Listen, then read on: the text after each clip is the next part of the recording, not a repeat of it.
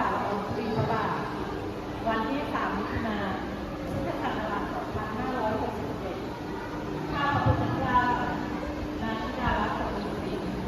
ผู้อำนวยการโรงเรียนบ้านทุ่งปกครองราชสัมพันธ์พร้อมด้วยคณะครูบุคลากรทางการศึกษา